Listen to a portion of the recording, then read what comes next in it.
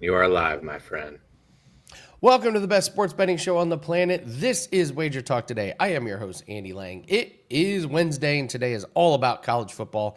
We're going to break down multiple teams, multiple matchups. We're going to talk a little Major League Baseball. Ross Benjamin's going to be here. We're going to do This Line Makes No Sense. And Ralph Michaels is here to talk about some charts and some trends here to help you guys with your betting. This is the show to watch. Thank you so much for joining us, and hit the like button, and we're going to get right into it because Ralph Michaels is on deck. We're going to talk NC State and Wake Forest and NFL Week 2 trends. Let's bring in Ralph. Ralph, we're going to start with college football. We're going to do an individual game breakdown, and then we'll talk some trends. How are you today, sir?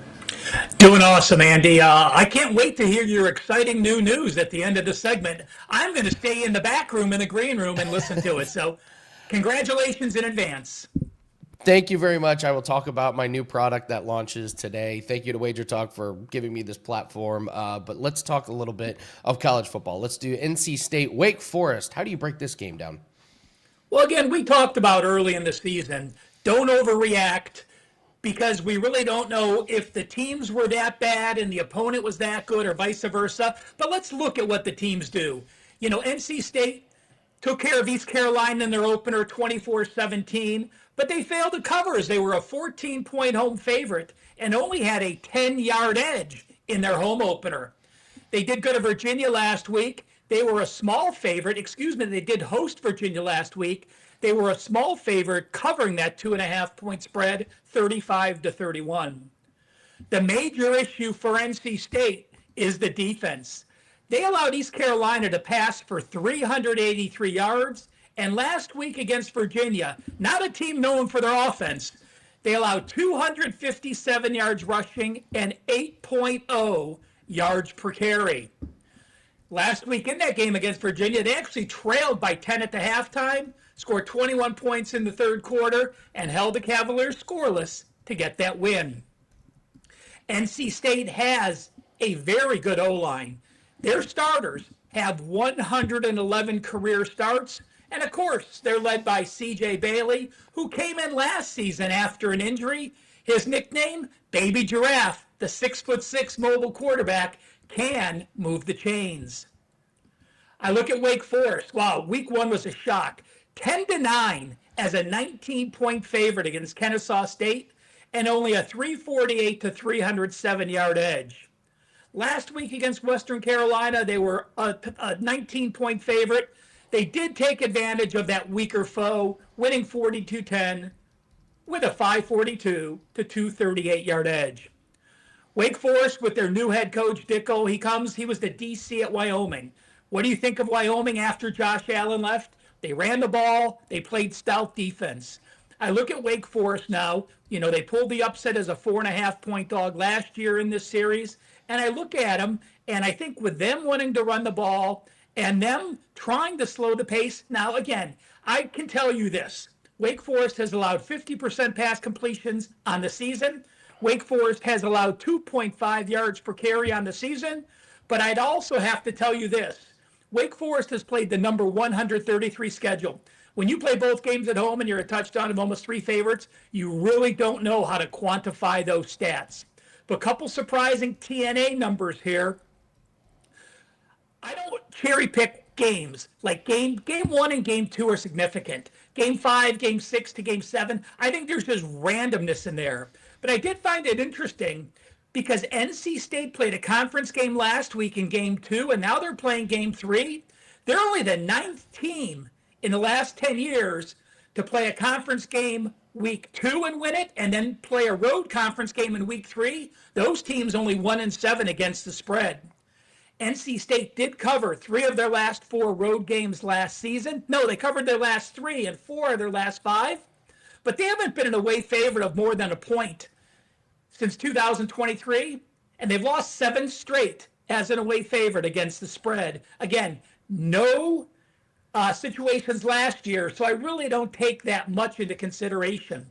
But how about this? Thursday home dogs in game 2, game 3 and game 4, the first month of the season, only 1-10-1 ATS and 0-10 against the spread as a dog of 2 or more. So I don't want to play the North Carolina State side. I don't want to play the Wake Forest side. And I do want to share this from the Gold Sheet newsletter. Guys, it is the perfect complement if you have your favorite handicapper that you use at WagerTalk, or if you're just doing your own handicapping, make sure you check out the Gold Sheet. Listen to what they put in about this game. After the game, Coach Dickert said, it's been a marathon day. They had a 6-hour game with 2 major time delays, and he says that's not what you want to hear when you're preparing for a short week against a conference opponent that's hungry for revenge. Thank you for that note, the Gold Sheet. With that said, I am going to go North Carolina State team total under 30.5. We have Wake Forest, again, 78 runs, 54 passes, home for a third straight game. NC State playing their first road game of the season, playing back-to-back conference games. Again, under team total for the Wolfpack for Thursday night. Oh, don't you threaten me with a good time with team totals there, Ralph. You know me. I love my team totals. Great breakdown.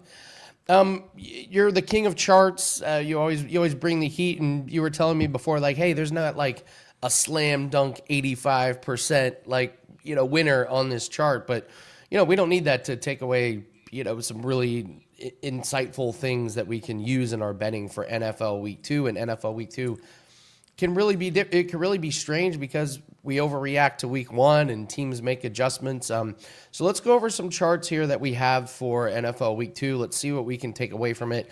Let's see if anything applies here. So walk us through this week's charts. What are we seeing here, and how does it apply to Week 2? Andy, I do want to mention that every week now, I do at least 3 NFL trends, 3 college football trends. They are attached to the Bet On It or available at WagerTalk YouTube TV. I do those every Wednesday. They are loaded either Wednesday night or Thursday morning. So if you like the TNA stuff, make sure you check that out as well. I'm going to go very simple here, Andy. It doesn't get easier than this. Game 2. How do teams do after winning their NFL season opener? How do teams do after losing their NFL season opener? Can't get more easy, can't get more basic, but surprising results to me, really, that it's this crisp across the board. So on the top, you see since 2021, I used the last 4 years, the top line is P:L. That means a previous loss. So teams that lost the season opener, no matter where they are, home, away, favorite dog, 55% against the spread. If they lost on the road, 54%. Lost at home, 55%. Lost as a favorite, 54%. Lost as a dog, 56% against the spread. So no wow numbers, but again, circle those teams because it is a bit of an edge with a 56% situation. Now let's look at teams that won. Pretty simple. Look at that. If you won your season opener, only 44.8% have covered game 2. That means 55% have not covered. 44% off an away win, 46% off a home win. If you did win as a favorite, you do have a slight edge, basically the break-even point of making money on an ATS. But if you won week 1 as a dog, only 35% against the spread.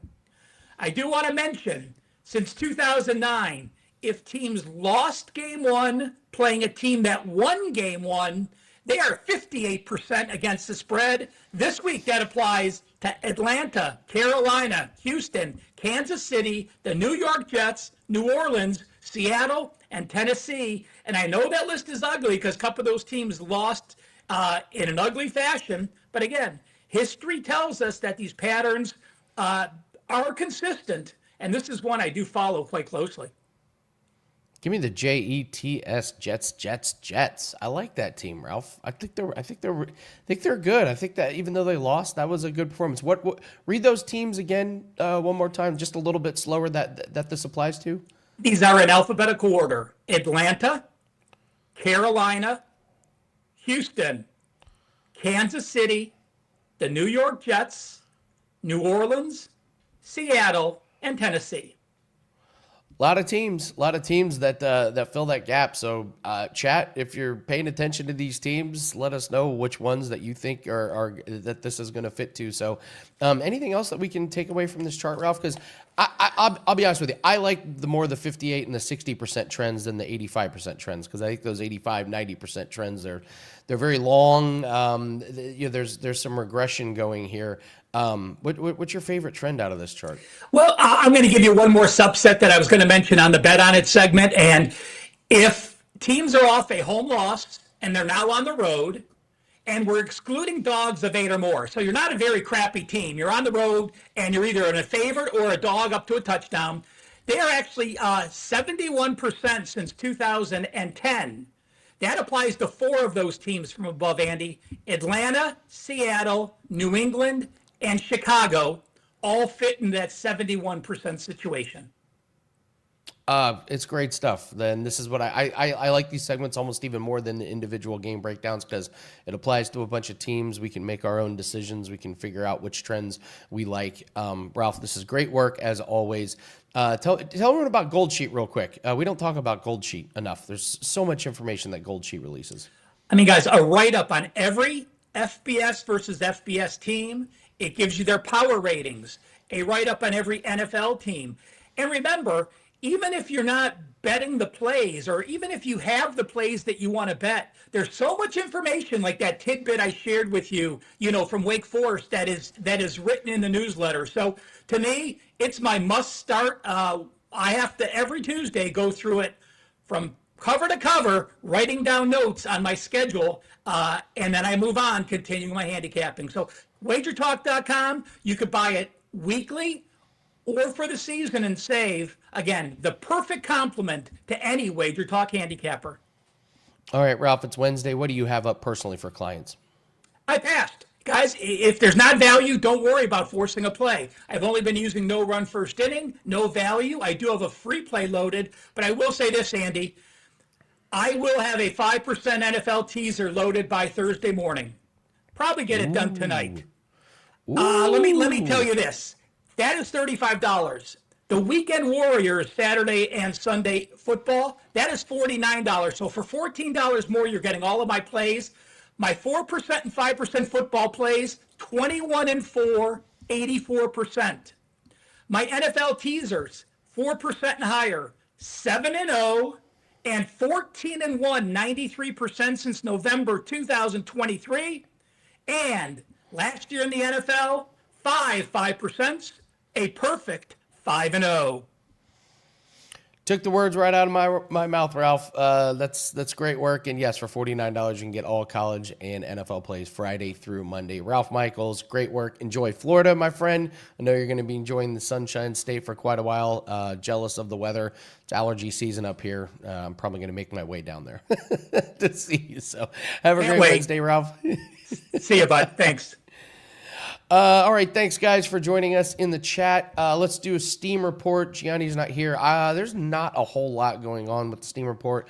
Green Bay money keeps coming in. It looks like most places are at 3.5. If we want to do Friday college football, money's coming in on Houston. They're up to 5.5.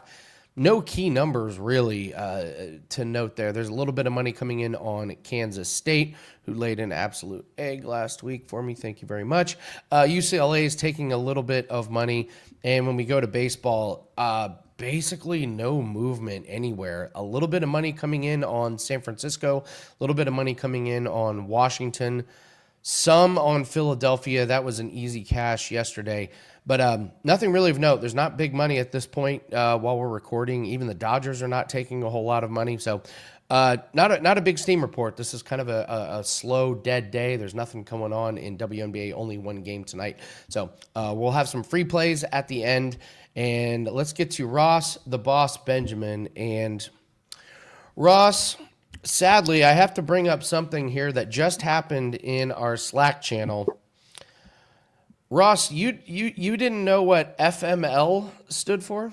I can't follow all this modern jargon, between trying to get a translator for everything that Johnny Detroit texts me, because sometimes I just can't. I love Johnny, don't get me wrong, man, but sometimes I just can't understand what he's trying to tell me. And then Kelly comes up with all these, I don't know. You guys need to send me like a chart. This means that. Okay.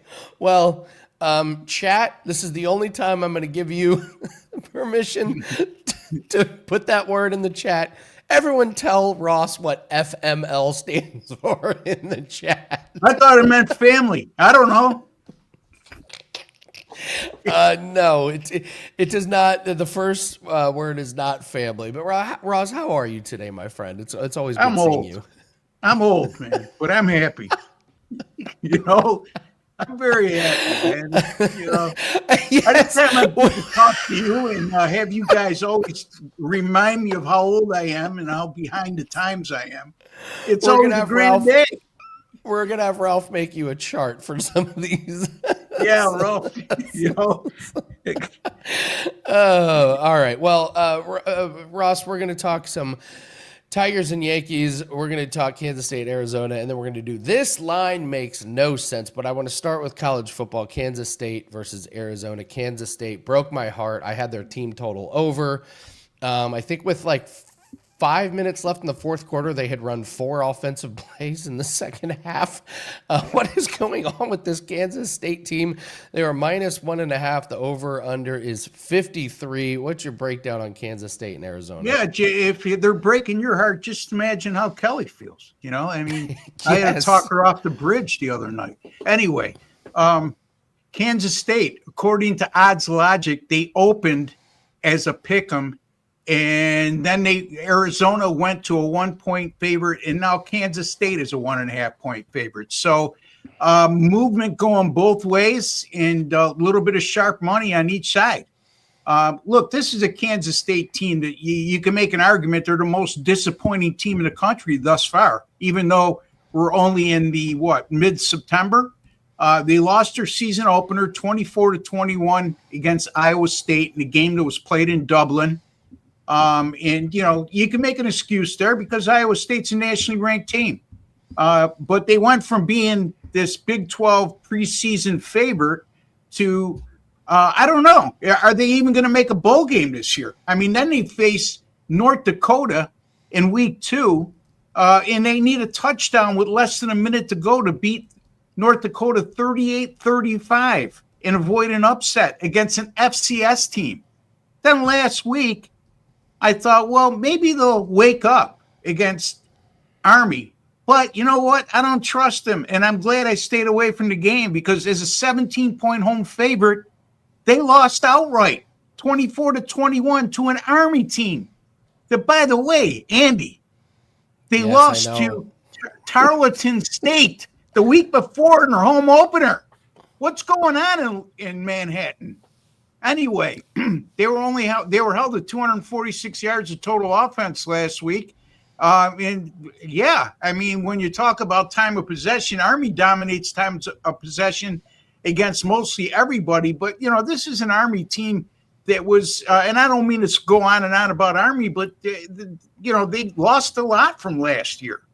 Arizona, on the other hand, after going 4-8 last year, they opened the season with 2 wins in convincing manner. They beat Hawaii 40-6 and Weber State 48-3. All right, okay, the level of competition wasn't there, but by the same token, they dominated both games. And this is a team that's going to be seeking their first 3-0 start since 2015. And Rich Rodriguez was the head coach. That's how far it goes back. So they're going to be plenty motivated, especially when you add in the factor they're going to be out for revenge from a 31-7 road loss at Kansas State last year. And it's true revenge, okay, because you got 17 returning starters, and they're number 15 nationally, by the way, in returning production. Arizona, by the way, in the first 2 games, not only dominating both of those lesser than quality opponents, but they were +7 turnover differential in their first 2 games and only allowed 3.7 yards per play. I got a college Ralph inspired me, Andy. So I had to look up a college football angle on this game real quickly while I was off air. Do you want me to share it with the folks? Ross, please share this with the folks. I'm glad you asked, Andy, because I would have felt bad if I shared it without your permission. Anyway, college football home teams. with a point spread of between +3 and -3, like Arizona, playing in game 3 of the season, and they started the season 2-0, and they scored 40 points or more in each of those 2 wins, and they have won 24 or fewer of their last 28 at home. Why I mention that is because it tells me I'm backing a team that doesn't have a dominant home field, and it's almost a pick 'em game. And those teams in that situation, 14-0 straight up since 1998. I say straight up because, look, they're the underdog in the game. If you win the game straight up, I think, correct me if I'm wrong, Andy, if you win straight up and you're backing the underdog, you're a winner, right? So, brilliant deduction by me as always. Arizona +1.5 against Kansas State. You're a fountain of knowledge, Ross. Yes, if you back the underdog on the money line, yes, you're doing very well for yourself. I thought that was correct. I just wanted to check. It's very correct. Let's talk Tigers and Yankees, and then I want to get to this line makes no sense. So we got Flaherty for Detroit. We're down for the Yankees. Pretty good matchup here. Detroit started, they went through that insane run where they were the best team in baseball. They've dipped now. They're +140 in this matchup, over under sitting at 8.5. To me, 8.5 is the most vanilla line in baseball. It's like the books don't really know what to do. They just put out 8.5 into the world and let the bettors do what they want with it. So what's your breakdown on this game? Well, Flaherty, his last 5 starts, 6.15 ERA. With a 141 whip. Not very good. And look, here's the thing. When Flaherty starts games for the Detroit Tigers this year, they're 8-20. The rest of their games without Flaherty, 75-42. And Detroit also 35-23 in away games in which Flaherty hasn't started, and 2-10 with Flaherty on the mound. So if you want to identify a weak link in the Detroit rotation, again, another brilliant deduction by me. The weak link is Flaherty. Rodon, on the other hand, Carlos Rodon, the left-hander for the New York Yankees, 5-0 in his last 5 team starts with a 2.05 ERA and an 0.98 whip and averaging over 6 innings pitched per start. So he's been in good form. He's been solid for most of the year, Andy. The Yankees are coming off that 12-2 loss last night. They're 4-0 in their last 4 following a loss and 8-2 in their last 10 after losing their previous game. Conversely, the Detroit Tigers 0-5 in their last 5 following a win in their previous game. Now, the thing with the Yankees here, you'll never catch me laying 165, 170, which they're hovering around right now on the money line for the game. But, the other thing is I would definitely not even consider them at 140 territory because their bullpen has been absolutely horrific of late. This has been an ongoing problem with the Yankees. Inconsistency from their relievers. Their last 6 games, an 8.44 staff ERA, a 2.11 whip, and that includes allowing 9 earned runs in 3 innings pitched last night. So I'm going to eliminate the Yankees out of bullpen out of the equation, shorten this game to 5 innings, and use the run line to get a better price. Because even on the money line in the first 5, you're laying a heavy number, and that tells me that they don't trust the Yankees bullpen either. So I'm going to go with the New York Yankees here, minus a half a run at odds of -115 over the Detroit Tigers as a first 5 inning wager. Always love the first 5 innings. You don't have to deal with those messy bullpens. So love that look. And now my favorite segment that you do, even though you've only done one of them, but I can't wait. This line makes no sense. This is where you get a chance to look at every line, college, NFL, whatever you want, and you say, this line just doesn't make any sense. So, Ross, walk us through this one. Well, you're looking at South Carolina, the number 11 team in the country. They opened up as a 5.5-point favorite against unranked Vanderbilt in an SEC matchup. Vanderbilt, much improved, but still not a heavyweight in the SEC up until this year. That may change. We don't know. But in any event, as of now, that line has moved to 4.5. So you got the number 11 team in the country as just a 4.5-point home favorite against an unranked Vanderbilt team that got just one vote in the AP poll this week. One. So not even close to being a top 25 team, according to the pollsters. But here's the thing, Andy, and I've shared this with clients over the years, and I don't know if I've ever brought it up to you. I probably have.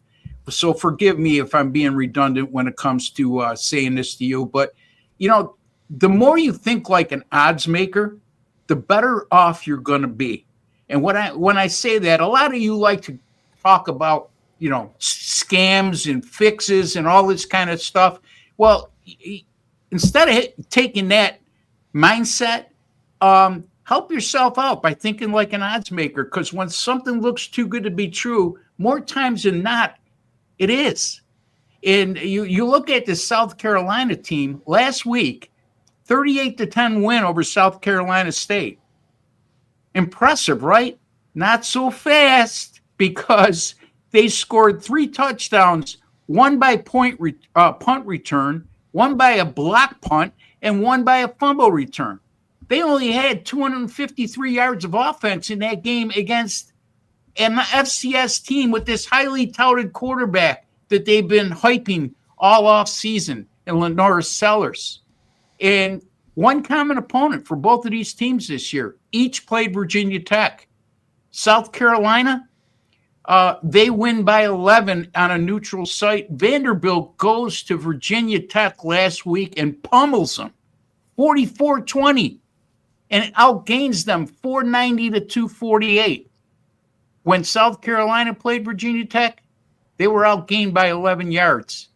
And look, going back to thinking like an odds maker, if South Carolina is only a 4.5-point favorite at home, number 11 South Carolina, against unranked Vanderbilt, that means the odds makers are telling us that Vandy's either a 1 or 1.5-point favorite in this matchup if it was played in Nashville. So there you have it. That's the one to open my eyes this week. You're onto something there, Ross. That is very, very fishy. Yeah, that not line, bad for a guy that didn't know what FML means. You still didn't tell me what that means. Anyway, means family, my life. Family, my life. That you're. Chris, you're diabolical. The F stands for family, always. So, okay. Ross, that's a great breakdown. That is a very, very fishy, interesting line that does not make any sense. It's a great breakdown, and I can't wait to hear this segment. So hopefully next week you're gonna preface this segment by saying we only did 2 of these segments, and I still like them. I love them. You're starting to sound like my wife, Andy. Jeez, yesterday I was the best thing since sliced bread. Today, because I didn't take out the garbage, she wants to leave me. So I don't know. Anyway, sounds like NFL Week 1 overreaction, Ross. Yeah, exactly. What do you have up for everyone at WagerTalk? I don't think I'm going to use anything today. I'm still debating. But nothing jumps out off the board with Major League Baseball for me today. But yesterday coming off that 4% best bet winner on the New York or the Philadelphia Phillies -125 over the Mets, easy 9-3 win. Major League Baseball continues to be number one, Andy, at WagerTalk.com, and it's been that way for over 2 months now. And great special, folks. $209 will take you right through the World Series of Major League Baseball right now. So take advantage of that offer. And still 6-5 to start college football this year. Not real great, but still up 4 units. And still number 1 in units earned in college football since the start of the 2023 college football season. So a lot of consistency there in terms of winning. In college football, I did hit my 2 5% best bets the first 2 weeks. LSU as an underdog outright over Clemson. Also last week, Oklahoma -5 over the Michigan Wolverines. So stay tuned because I'm going to have another 5% best bet on Saturday in college football as well. So take advantage of that. And by the way, since May 13th, All sports premium picks up 96 units. Not bad, Andy. Not bad at all, Ross. Thank you very much, and don't forget to take out that garbage. All right, it's trash. Thanks. It's trash. Always a pleasure, Andy. Thank you. Thank you very much, Ross Benjamin. Great segment as always. Let's do some free plays here with all around the world. By the way, you all have mentioned it. Norway. The Norway free play yesterday. Dolan cashed a big one on that one. We talked about how Norway was going to play well, and they won the game 11-1 in a soccer game. That's insane. So shout out to Norway and shout out to everyone that brought that up in the chat. Big winner. So, all right, let's do some free plays here. We're going to go to the Broncos at the Colts. We're going to go Bo Nix over 17.5 rush yards. He had 23 yards rushing last week. That's now 7 games in a row going back to last season that he's gone over this. Even against Tua, Colts gave up 1 rush for 7 yards. So don't be surprised if Bo Nix makes this 8 games in a row. We're going to go to the Twins at the Angels. We're going to take the Twins on the money line. Bradley for Minnesota has been pretty good. And Soriano for the Angels. Control issues recently. He walked 5 batters and gave up 8 earned runs the last 2 innings. Let's do the Dream at the Sun, and we're going to do a player prop on this one. Alicia Gray, over 14.5 points. She's gone over this in 7 straight games, over in 5 out of the last 7 games she's played against the Sun. This didn't make the client list because she's gone over this 14.5, but a couple of those games have landed on 15, so just over by a half, but I can't ignore this 7 straight games. So looking at Bo Nix to get over this rushing total. Twins on the money line, you're getting good plus money on that. And we're going the Dream at the Sky. Alicia Gray, over 14.5 points. So, all right, my big launch day, Johnny Detroit said, go ahead and talk about your product. Guys, this has been 2 years in the making for me. I have literally drained my sports betting accounts, my savings accounts, and this is my new business. This is the product I am releasing. A lot of you have reached out to support, and I really appreciate it. So here's the story. I was diagnosed with diabetes a few years ago. The only symptom that I had was very dry skin on my hands and my feet. This is a big problem with people with diabetics. I went down a rabbit hole, found out 38 million people in this country have diabetes. 1 in 3 have bad skin problems. Kelly in Vegas and I share this passion. Lotions have so many dangerous chemicals in them, it would make your head spin. So I set out, my mission was to create the best skincare product on the market for people with diabetes. One of my favorite things about this product is this thing is made 100% in the United States of America. All the money stays right here. This is made in Arizona and out in California.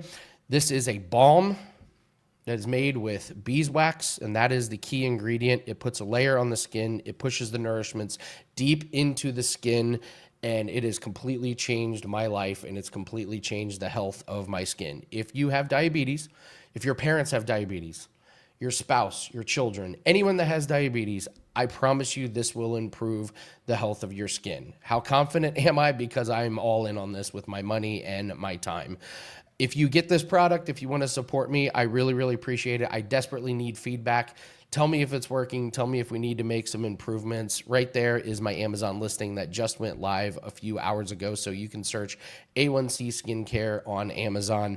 Send me an email, send me a tweet, send me a DM, before and after pictures, anything. Amazon reviews are really important. It's the lifeline to this business being successful. If you can help me with this launch, I will be forever grateful. I am a very passionate person about this product. And thank you to WagerTalk for giving me the support. Kelly has taken this product, given it to her dad, told me it's really helped her dad. And I've sent samples out to a bunch of people, and the feedback is really amazing. I'm getting little choked up just because I know how hard I've worked and how many resources went into this. So I am super excited. That is my pitch. That is my spiel. This product is called A1C Skincare. It is the best skincare product on the market for people with diabetes. So thank you so much for indulging me in this. Any questions about it, please reach out to me. I will be working nonstop on this basically for the rest of my life. So, all right, guys, that's going to do it for us. Hit the like button. Much appreciated to all your, thank you, Craig. Thank you. It says congratulate. Is that Vaseline? No, it's not Vaseline. This is a thick balm. Come on, RJ. Not Vaseline. Is it a good lube? No. Get your mind out of the gutter. What is wrong with you guys? Fortune, does it work with all skin types? Yes. Of course, it works with all skin types. Even if you don't have diabetes, this works for you. It's great. I promise you that if your skin is dry, itchy, red, this will help. It is the best product on the market. I am so passionate about it. So, yes, it's on Amazon, A1C Skincare. Yes. Colin, thank you. Good luck. I will need it. But much appreciated, guys. We're going to do this again tomorrow. We're going to get everyone ready for the weekend, for Thursday Night Football, MLB, college football, NFL, all of that. So thank you very much. Good luck on all your bets. We'll see everyone tomorrow. Take care.